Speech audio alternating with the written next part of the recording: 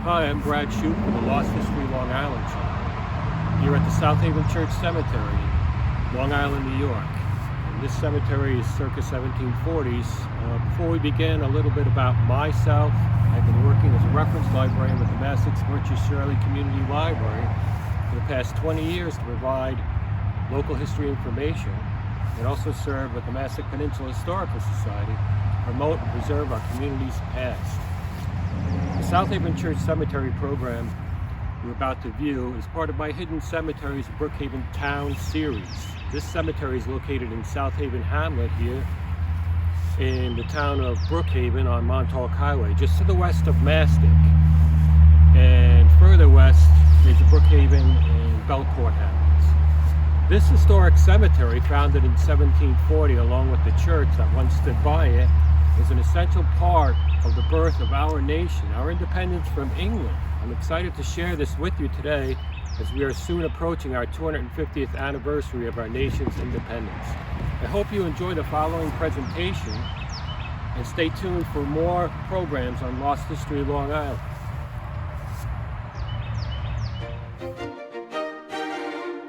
Hi, and welcome all to Lost History Long Island, the channel that provides you with the hidden history you want to know. We hope you'll enjoy this next story, Rebel Priest Rose and the Southaven Church Cemetery of Brookhaven. When looking back at the contributions to obtain our freedom before and during the American Revolution, it's all too easy to simply remember our founding fathers or the martyrs such as General Woodhull, without acknowledging the many others who played a significant role in our fight for independence. In this latest installment of my series, I thought it may be of interest to touch on Priest David Rose, who ministered to this area's first Presbyterian church on the south shore of Brookhaven at Southaven. Priest Rose, as he was known by all he served, was the third minister pastor to the Southaven Church at Carman's River from 1766 to 1798. Educated at Yale as a doctor in his home colony of Connecticut, he was later ordained in 1765 by the church and would serve as physician and minister for the South Shore region from Blue Point to Eastport and up through Middle Island. 2 years after his ordination, a church was organized in Middle Island and put under his direction. As was customary in return for his service, he was given a large tract of land called a parsonage tract to farm, which was located by the Southaven Church, pictured above. He was 3 times married and had 7 children over the course of his lifetime. Before the Revolutionary War came to Long Island, he signed the Letter of Association for Brookhaven and would go on to serve in our fight for independence under Colonel Josiah Smith's regiment. Like signer William Floyd, after the British took Long Island, he and his family were forced to leave for Connecticut.